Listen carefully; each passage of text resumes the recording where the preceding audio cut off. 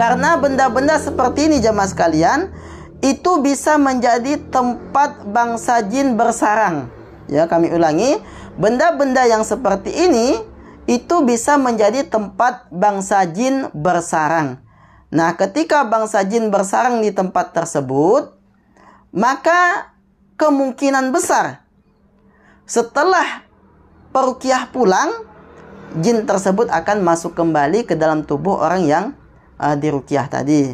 Karena kami juga pernah mendapatkan pengalaman yang seperti ini ya. Kami tidak tahu ternyata di dalam rumah tersebut ada gambar yang luar biasa seram. Setelah kami melakukan ruqyah, alhamdulillah tidak ada lagi reaksi dari si pasien yang telah kesurupan yang telah kami ruqyah tadi. Namun beberapa hari berikutnya yang bersangkutan kerasukan kembali. Dan kami tanya kepada jin tersebut, engkau sejak kapan masuk? Sudah lama katanya. Lalu kemana engkau? Pada saat aku melakukan ruqyah terhadap orang ini beberapa hari yang lalu. Katanya sebelum Pak Ustadz datang ke sini, aku keluar terlebih dahulu, kemudian bersembunyi di gambar-gambar yang ada di rumah ini. Oh, seperti itu saya bilang. Jadi ketika mengetahui hal tersebut, kami pun menanyakan kepada tuan rumah, kepada suami orang yang diruqyah ini, benarkah ada gambar seperti yang dimaksudkan oleh jin? Ternyata benar. Setelah itu kami perintahkan untuk dilepas. Setelah dilepas, gambarnya dijauhkan, alhamdulillah, jin yang ada di tubuh tersebut dengan izin Allah Subhanahu wa taala melalui asbab ruqyah tersebut ya, keluar, dan sampai sekarang alhamdulillah jin itu tidak pernah masuk kembali. Karena tadi gambarnya juga sudah dimusnahkan ya jamaah sekalian. Nah, inilah kegunaannya ataupun manfaatnya melepas dari gambar-gambar ataupun benda-benda seperti patung, boneka yang bernyawa tersebut, agar tidak dipajang kembali di rumah, baik sebelum ataupun setelah melakukan ruqyah, agar jin tidak bersembunyi di benda-benda tersebut. Nah, kemudian yang ke-10, yang harus dilakukan oleh seseorang setelah dirinya melakukan ruqyah, hendaklah seseorang tersebut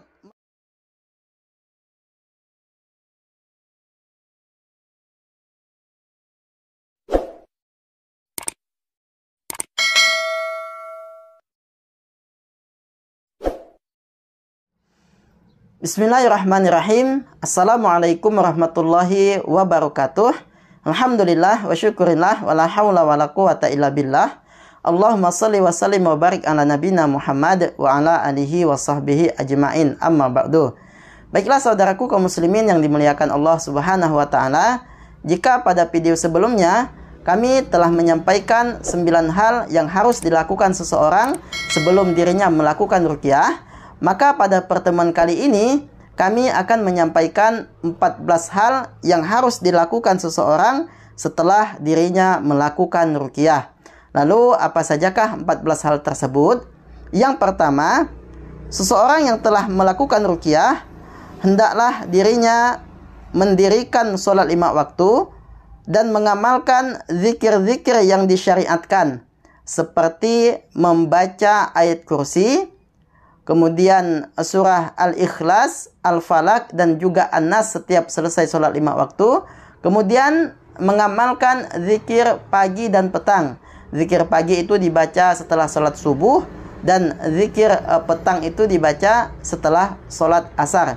Nah, hal ini bertujuan agar orang yang diruqyah tersebut tidak diganggu oleh jin, dikarenakan telah memiliki benteng terhadap dirinya. Karena sesuai pengalaman yang kami temukan di lapangan ya, orang yang pernah kerasukan jin atau yang pernah terkena sihir, ketika selesai diruqyah, itu tidak menutup kemungkinan jin akan mudah masuk ke dalam tubuhnya, dan juga sangat rentan akan terserang sihir kembali. Jadi untuk mengantisipasi hal ini, seseorang harus memiliki zikir pembenteng agar jin dan sihir tersebut tidak masuk ke dalam dirinya. Salah satunya adalah dengan menjaga sholat 5 waktu dan juga mengamalkan zikir-zikir yang disyariatkan seperti yang saya sebutkan tadi. Kemudian yang kedua jamaah sekalian, selain hal pertama tadi, yang harus dilakukan seseorang adalah berwudu dan membaca ayat kursi, surah Al-Ikhlas, Al-Falaq, dan An-Nas ketika hendak tidur. Ini juga tujuannya sama seperti poin yang pertama yang saya sebutkan tadi, yaitu adalah untuk membentengi seseorang agar tidak dimasuki oleh jin dan agar tidak terserang kembali oleh sihir. Ini tujuannya adalah sebagai zikir-zikir pembenteng terhadap dirinya. Kemudian yang ketiga, seseorang yang setelah ruqyah itu diharuskan dirinya membaca surah Al-Baqarah di dalam tempat tinggalnya, di rumahnya ya, dengan niat untuk mengusir jin dan dengan niat untuk menghancurkan sihir ataupun buhul-buhulnya ya. Nah, bagaimana dengan yang tidak bisa mengaji? Nah, kalau seseorang tidak bisa mengaji, maka putarkan saja ayat-ayat ruqyah di dalam rumah tersebut secara rutin. Namun yang lebih efektif adalah dirinya yang membaca sendiri dengan niat untuk kesembuhan dirinya, dengan niat untuk mengusir jin, dengan niat untuk menghancurkan sihir, dan juga ditambah dengan memutar ayat-ayat ruqyah ya, baik ketika menjelang maghrib ataupun ketika dirinya hendak tidur, diputar terus-menerus. Hal ini bertujuan tadi untuk membuat jin tidak betah berada di rumah tersebut dan untuk menghancurkan sihir beserta buhul-buhulnya jika memang di rumah tersebut masih terdapat sihir ataupun buhul-buhulnya ya. Nah, ini yang harus dilakukan ya. Kemudian yang keempat, yang harus juga dilakukan oleh seseorang yang telah melakukan ruqyah, hendaklah dirinya secara rutin membaca zikir La ilaha illallah wahdahu la syarikalah lahul mulku walhul hamdu wa huwa ala kulli syai'in qadir. Nah, ini dibaca sebanyak 100 kali atau minimal 10 kali lah ya setiap pagi. Nah, ini keutamaannya adalah untuk membentengi seseorang agar tidak terkena sihir dan agar tidak dimasuki oleh bangsa jin. Nah, kemudian yang kelima, selain yang 4 tadi, hendaknya dirinya selalu merutinkan membaca basmalah setiap hendak melakukan sesuatu. Ketika ingin makan, baca basmalah, bismillahirrahmanirrahim. Ketika ingin bekerja juga membaca basmalah. Intinya setiap ingin melakukan aktivitas, dirinya diharuskan membaca basmalah. Karena sesuatu yang diawali dengan kalimat-kalimat Allah seperti basmalah ini, itu tentu akan mendatangkan keberkahan dan manfaat yang sangat banyak bagi orang yang melakukannya. Terlebih lagi, di saat seseorang tersebut ingin menuangkan air panas ya, ini sangat-sangat dianjurkan. Bahkan bukan cuma basmalah saja yang dianjurkan, akan tetapi bila perlu dibacakan ta'awuz, ayat kursi juga harus dibaca. Mengapa hal demikian perlu dilakukan? Karena kita tidak tahu ya, bahwasanya di tempat yang kita hendak menyiram air panas itu terdapat jin. Ketika kita menyebut nama-nama Allah seperti mengucapkan kalimat ta'awuz, a'udzubillahi minasyaitonirrajim, sebelum menyiramkan air panas, maka jin yang berada di tempat itu akan lari. Namun ketika kita tidak menyebut nama Allah Subhanahu wa taala lalu menyiramkan air panas, besar kemungkinan jika jin yang ada di situ saat kita menyiramkan air panas yang tidak disebut asma Allah, maka jin tersebut akan terkena dampak dari air panas yang telah kita siramkan. Dan tentu kalau ini terjadi, jin akan balas dendam kepada orang yang menyiramkan air panas tersebut. Maka dari itu jamaah sekalian, saran kami juga ketika ada yang terbiasa menyiramkan air panas setelah memasak, maka air panas itu didinginkan terlebih dahulu agar tidak mengenai saudara-saudara kita dari bangsa jin. Nah, kemudian yang keenam, selain membaca basmalah setiap melakukan sesuatu, yang keenam ini yaitu adalah merutinkan membaca surah Al-Muluk sebelum tidur. Nah, ini juga perlu dilakukan ya, karena di antara keutamaan surah Al-Muluk adalah untuk menyelamatkan kita dari siksa kubur. Ini sangat perlu dilakukan. Nah, namun jika saudaraku tidak sempat, ya seperti yang saya sebutkan tadi ya, paling minimal sebelum tidur itu membaca ayat kursi, kemudian surah Al-Ikhlas dan surah Al-Falaq, begitu juga dengan surah An-Nas, dan jangan lupa juga berwudu. agar ketika kita tidur Allah Subhanahu wa taala selalu menjaga kita. Nah, kemudian yang ketujuh setelah membaca surah Al-Mulk tadi ya, yang ketujuh ini yaitu hendaknya orang yang diruqyah ini meminta maaf kepada orang-orang yang pernah ia sakiti. Ini sangat perlu ya jamaah sekalian, karena tidak jarang orang lain itu menyihir seseorang itu dikarenakan sakit hati. Dikarenakan sakit hati, yang mana hal itu disebabkan dosa yang dilakukan oleh orang yang disihir tersebut. Entah dia menghina atau mencaci maki atau melakukan hal-hal yang membuat orang lain itu tersinggung. Maka jika ini terjadi dan seseorang itu masih belum memaafkan dan kita juga tidak mau meminta maaf, yang ditakutkan adalah orang yang sakit hati ini akan terus-terus menyihir diri seseorang tadi ya. Nah, maka dari itu meminta maaf tidak akan menimbulkan kerugian. Malah orang yang meminta maaf itu dirinya adalah orang yang berjiwa besar karena mau mengakui kesalahannya. Begitu juga orang yang memaafkan. Orang yang memaafkan juga orang yang berjiwa besar, luar biasa. Tentunya ketika telah adanya perbuatan saling memaafkan ini, itu bisa mengakibatkan hubungan yang baik. Akan terjadi kedamaian antara kedua belah pihak. Nah, ini yang harus dilakukan. Kemudian yang selanjutnya adalah tidak mendengarkan musik dan lagu-lagu yang berisi kemaksiatan. Nah, banyak kan musik-musik dan lagu-lagu yang syairnya itu mengajak kepada kemaksiatan. Maka hal ini tidak boleh didengarkan oleh orang-orang yang setelah dirinya melakukan ruqyah. Bukan hanya orang yang setelah melakukan ruqyah, orang yang tidak diruqyah pun harus menghindari hal-hal yang seperti ini. Karena nyanyian ataupun musik-musik yang berisi kemaksiatan itu tentunya merupakan sesuatu yang sangat disenangi oleh setan ya. Nah, kemudian yang selanjutnya yaitu yang ke-9, tidak menggantungkan gambar-gambar dan benda-benda makhluk bernyawa seperti foto, lukisan, boneka, dan patung di dalam rumah seseorang tersebut ya, baik sebelum ruqyah maupun setelah ruqyah. Mengapa foto-foto, gambar-gambar yang bernyawa ini ataupun benda-benda seperti boneka, patung-patung yang bernyawa ini dilarang untuk digantung? Karena benda-benda seperti ini jamaah sekalian itu bisa menjadi tempat bangsa jin bersarang. Ya, kami ulangi, benda-benda yang seperti ini itu bisa menjadi tempat bangsa jin bersarang. Nah, ketika bangsa jin bersarang di tempat tersebut, maka kemungkinan besar setelah peruqyah pulang, jin tersebut akan masuk kembali ke dalam tubuh orang yang diruqyah tadi. Karena kami juga pernah mendapatkan pengalaman yang seperti ini ya. Kami tidak tahu ternyata di dalam rumah tersebut ada gambar yang luar biasa seram. Setelah kami melakukan ruqyah, alhamdulillah tidak ada lagi reaksi dari si pasien yang telah kesurupan yang telah kami ruqyah tadi. Namun beberapa hari berikutnya yang bersangkutan kerasukan kembali. Dan kami tanya kepada jin tersebut, engkau sejak kapan masuk?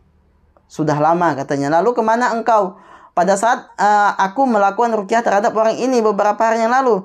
Katanya sebelum Pak Ustadz datang ke sini, aku keluar terlebih dahulu, kemudian bersembunyi di gambar-gambar yang ada di rumah ini. Oh, seperti itu saya bilang. Nah, jadi ketika mengetahui hal tersebut, kami pun menanyakan kepada tuan rumah, kepada suami orang yang diruqyah ini, benarkah ada gambar seperti yang dimaksudkan oleh jin? Ternyata benar. Nah, setelah itu kami perintahkan untuk dilepas. Setelah dilepas, gambarnya dijauhkan, alhamdulillah jin yang ada di tubuh tersebut dengan izin Allah Subhanahu wa taala melalui asbab ruqyah tersebut ya, keluar, dan sampai sekarang alhamdulillah jin itu tidak pernah masuk kembali karena tadi gambarnya juga sudah dimusnahkan ya jamaah sekalian. Nah, inilah kegunaannya ataupun manfaatnya melepas dari gambar-gambar ataupun benda-benda seperti patung, boneka yang bernyawa tersebut agar tidak dipajang kembali di rumah, baik sebelum ataupun setelah melakukan ruqyah agar jin tidak bersembunyi di benda-benda tersebut. Nah, kemudian yang ke-10 yang harus dilakukan oleh seseorang setelah dirinya melakukan ruqyah, hendaklah seseorang tersebut merutinkan ruqyah mandiri setiap hari. Mengapa harus merutinkan ruqyah mandiri? Karena tidak menutup kemungkinan setelah seseorang tersebut diruqyah, jin masuk kembali ke dalam tubuh orang tersebut. Nah, dengan ruqyah mandiri, jika masih ada sisa-sisa jin tersebut, insya Allah dengan izin Allah Subhanahu wa Ta'ala, jin-jin yang bersarang di dalam tubuh orang tersebut dan juga buhul-buhul ataupun sihir yang bersarang di dalam tubuh orang tersebut, insya Allah bisa keluar dengan melakukan ruqyah mandiri. Lalu bagaimana caranya? Bisa dicek di deskripsi video ini, telah kami buatkan ya. Jadi nanti sila buka di deskripsi video ini, kemudian ada linknya yang telah kami simpan di situ. Nanti buka saja di situ ya, cara melakukan ruqyah mandiri. Nah, kemudian yang ke-11, setelah seseorang melakukan ruqyah mandiri, dirinya harus memperbanyak teman-teman yang soleh, teman-teman yang baik agamanya, yang bagus akhlaknya, agar dirinya ini mendapatkan manfaat dan juga nasihat-nasihat yang baik. Sehingga hal tersebut membantu keimanan seseorang tersebut akan terus bertambah ya. Ketika bertambah keimanan seseorang, maka jin, sihir itu tidak akan mudah untuk masuk ke dalam dirinya. Nah, kemudian yang selanjutnya yaitu yang ke-12, seseorang yang telah melakukan ruqyah hendaknya dirinya ini selalu menutup aurat dengan sempurna, karena itu memang wajib di dalam agama kita ya. Menutup aurat dengan sempurna itu merupakan hal yang diwajibkan di dalam agama kita. Karena dengan menutup aurat secara sempurna itu akan menghindarkan kita dari kejahatan-kejahatan makhluk-makhluk Allah. Nah, terlebih lagi jika ianya adalah seorang perempuan. Jika senang memakai pakaian-pakaian yang seksi, yang mengumbar syahwat, kemudian yang menampakkan aurat, maka tentu hal tersebut bisa membahayakan dirinya.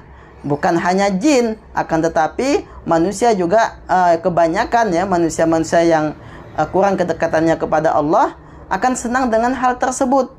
Karena telah nampak aurat yang membangkitkan syahwat ya. Maka dari itu pesan kami kepada orang yang telah diruqyah ataupun yang belum melakukan ruqyah kepada semua umat Islam di muka bumi ini, yang masih memakai pakaian-pakaian yang seksi, hendaklah bertaubat kepada Allah Subhanahu wa Ta'ala, karena menampakkan aurat itu merupakan dosa yang besar ya jemaah sekalian. Dosa yang besar yang bisa mengakibatkan kemudaratan bagi orang yang melakukannya. Nah, ini yang harus dilakukan. Kemudian yang selanjutnya, yang ke-13, yaitu seseorang yang setelah diruqyah, terutama bagi orang-orang yang sering kesurupan ya, yang sering kesurupan ini, setelah diruqyah dianya harus tidur dengan ditemani. Maksudnya jangan tidur sendiri ya. Jangan tidur sendiri. Mengapa harus ditemani tidurnya? Ditakutkan jika dirinya tidur sendiri, ini bisa membahayakan dirinya. Karena beberapa kasus itu pernah terjadi. Orang yang diganggu oleh bangsa jin, ketika tidur kemudian dirasuki oleh jin, malah orang ini yang dirasuki ini dibawa ke tempat jauh oleh bangsa jin, yaitu berjalan dalam keadaan tidur. Dibawa jauh oleh jin yang merasuki tubuh orang tersebut, sehingga keluarga-keluarganya itu susah untuk menemukan orang tersebut, dan bahkan ada yang sampai meninggal dunia. Nah, makanya sangat berbahaya bagi orang yang sering kesurupan itu jika tidur sendiri ya, sangat berbahaya bagi dirinya. Kemudian yang terakhir ya jemaah sekalian, yang ke-14. Nah, ini juga perlu dilakukan untuk memastikan kembali apakah orang tersebut telah benar-benar sembuh dari gangguan jin atau tidak. Jadi untuk memastikannya adalah dengan melakukan ruqyah kembali setelah sekian lama melakukan ruqyah. Misalkan sudah 1 bulan melakukan ruqyah. Jadi untuk mengetes kembali apakah jin masih ada di dalam tubuh orang tersebut, dirinya ini perlu di ruqyah kembali oleh orang yang meruqyahnya sebelumnya ya. Ataupun jika orang yang sebelumnya tidak sempat, maka boleh mencari peruqyah lain yang tentunya peruqyah itu adalah peruqyah syariah dan bukan peruqyah syirkiyah. Nah, inilah jamaah sekalian yang dimuliakan Allah Subhanahu wa taala, 14 hal yang harus dilakukan oleh seseorang setelah dirinya melakukan ruqyah. Semoga Allah Subhanahu wa taala memberikan kesembuhan kepada semua orang yang telah melakukan ruqyah, dan semoga Allah Subhanahu wa taala memudahkan rezeki kita, kemudian menjadikan kita sebagai orang yang senantiasa taat, tunduk dan patuh kepada Allah Subhanahu wa taala. Dan semoga Allah Subhanahu wa taala mewafatkan kita dalam keadaan husnul khatimah, menyelamatkan kita dari siksa kubur, dan memasukkan kita semua ke dalam surga Firdaus bersama baginda Nabi Muhammad sallallahu alaihi wasallam. Amin amin amin ya rabbal alamin. Kami tutup dengan doa kafaratul majlis. Subhanakallahumma bihamdika asyhadu an la ilaha illa anta astaghfiruka wa atubu ilaik. Assalamualaikum warahmatullahi wabarakatuh.